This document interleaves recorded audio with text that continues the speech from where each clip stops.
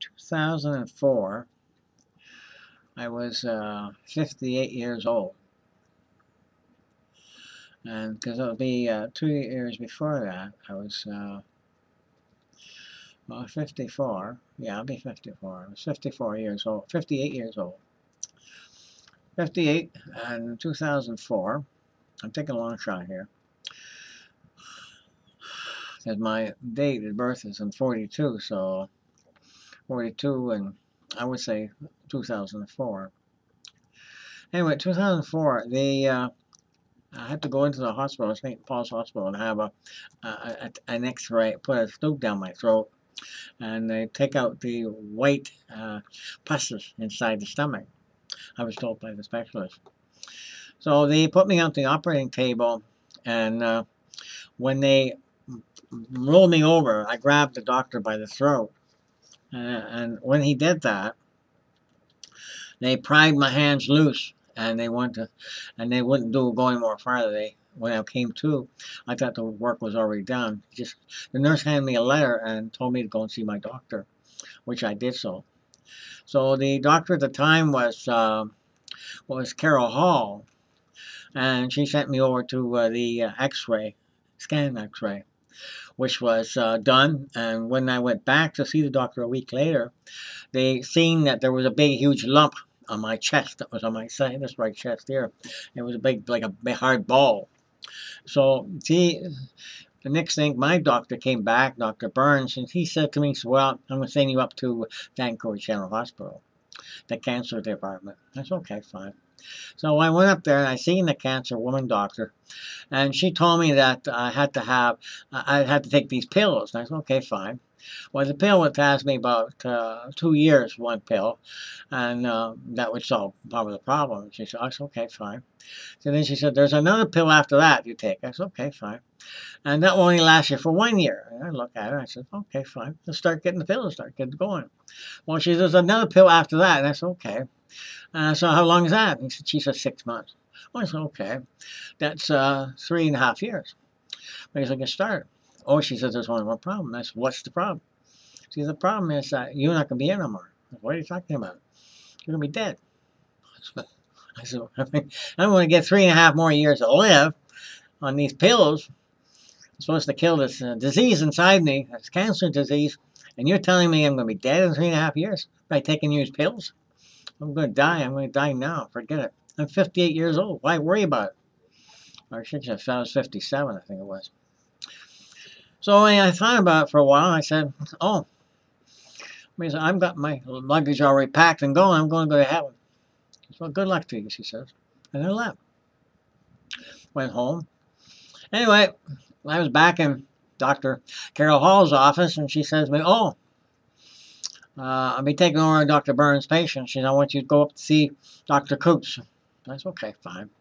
So I went to see Dr. Coots. And Dr. Coots is a woman doctor, and she does a lot of operations. She makes a lot of money at it. So I said, okay. So I go in to see her, and she says to me, I waited in her office, and eventually I got to see her. And she says to me, well, we'll have to operate right away. Get that breast off right away. I said, no, wait a minute. What are you talking about right away? We'll get you on the operating table right away. And then she got called and she went away. Well, I had the opportunity to work for a meat slaughterhouse, Canada Packers, many years ago when I was a younger lad. And they had a folder. We used to fold up. They had about 7 knives. And also a blade there, a very long blade that you would sharpen the blades on.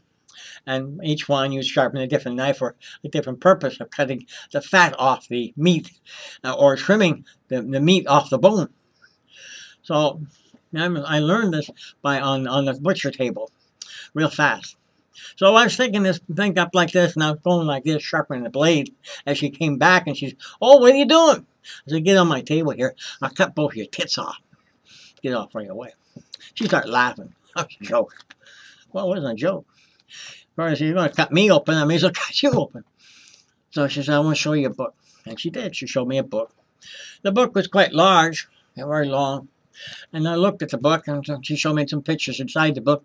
It showed the women that didn't have no operation. This was about back in the 80s. 1980. And what happened was their breasts were open, wide open. They couldn't know what to do with them. And what they didn't cut them off.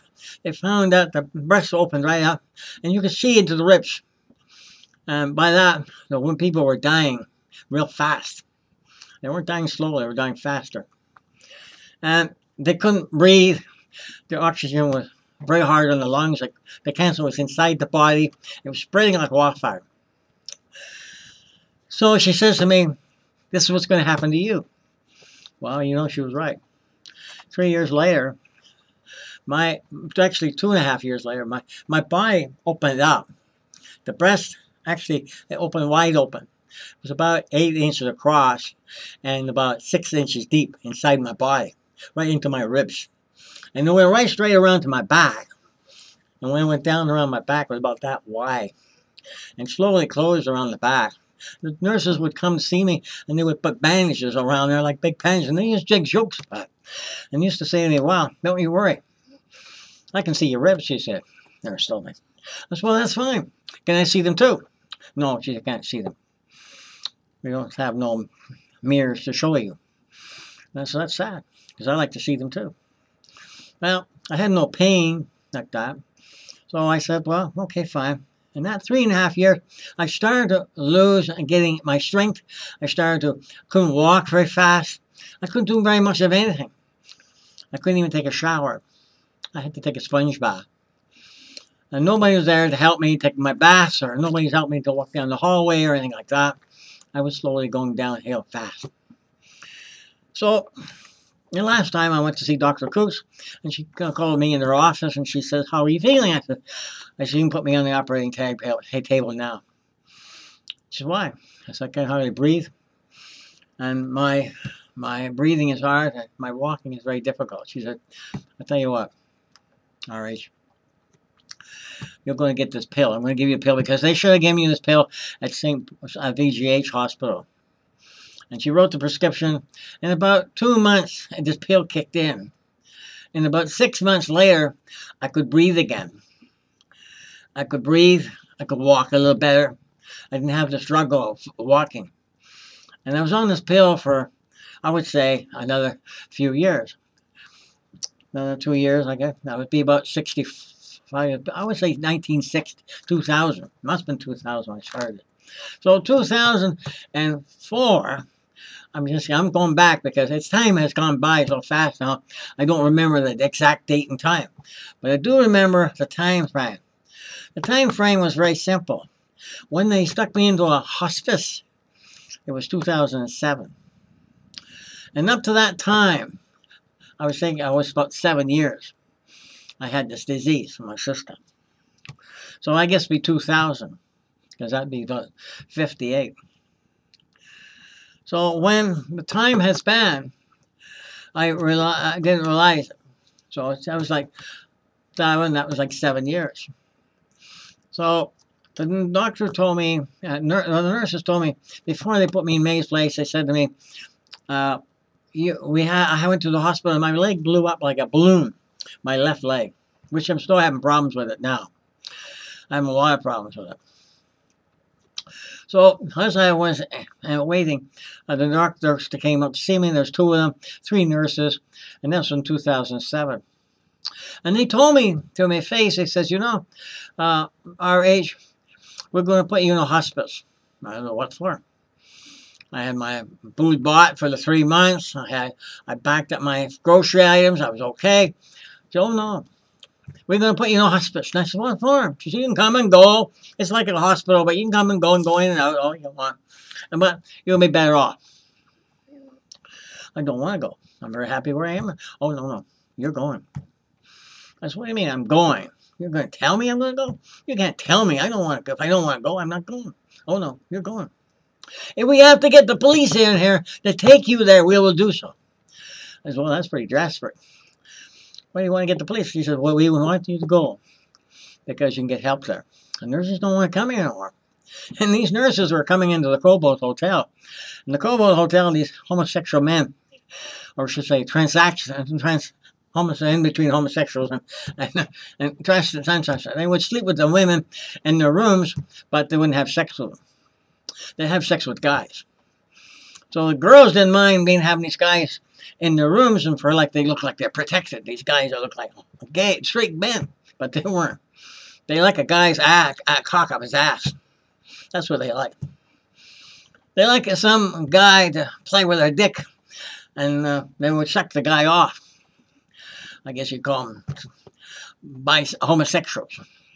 They would not touch the women at all. There was quite a few of these guys. They'll walk around with a shirt off, and a nice big chest across here, like they had a lot of muscle now, and a lot of muscle in their arms now. And they would show off, and they had like old women would come and see them. And the old women like feeling the young boys' tits now, and playing with their balls. Okay, these are 60-year-old men with 60-year-old women, and men would come to the hotel, and they would do the same thing. They would play with the men's tits, and they shove their cock up their asshole. And of course, they were drug addicts or drug users, and they used drugs to kill the pain they were going through. They didn't like being men fucking them, but hell, you got to eat, right? And that's basically what they did. The girls did the same thing, and they used drugs as well. So all the drugs were what they call the psychiatrists say, "Oh, you're sick. You need these drugs." And then after 2 years, they would cut them off, get the next patient. And 2 years later, they cut them off. And that's what made the cocaine and the heroin grow so fast. Because these people were no longer on their drugs. The psychiatrists would go and get new patients. And the difference was, the psychiatrists caused the problem with all these drug addicts. They were the problem. And a lot of people don't realize that. They say, "Oh no, that's not true. These are drug addicts. These are junkies." No. There was a psychiatrist. These people, these young men and young women, they need help. And psychiatrists weren't giving them any help. And that was not, I seen this with my own eyes. And heard stories from guys that were on treatment by psychiatrists before they moved in the hotel when they were using drugs. And psychiatrists in downtown Maine and Hastings area in Vancouver were pushers with a license. The difference is in drugs, the drug people that selling drugs, they were doing no different than the doctors were doing. They were selling cocaine and heroin and acid and speed. They're doing the same as the doctors were doing, the psychiatrists that had license. The only difference is the police would put away these kids in jail, but they were solving a problem on the street. They were picking up where the psychiatrists left off. A lot of people forgot about that. I seen it, eyeball to eyeball. People were murdered because they couldn't pay their bills.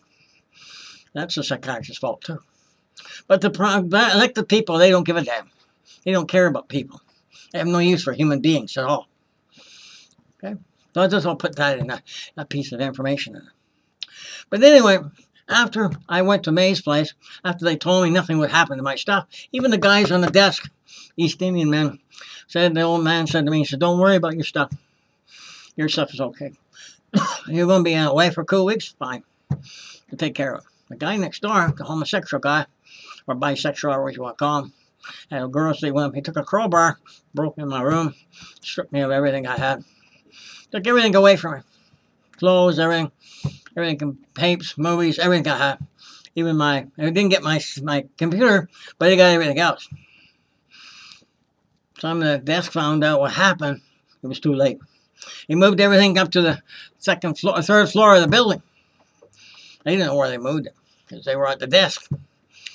Well, when I came back to the hotel, about 3 months later, seeing there was no more stuff left. Even the locker room, there was nothing.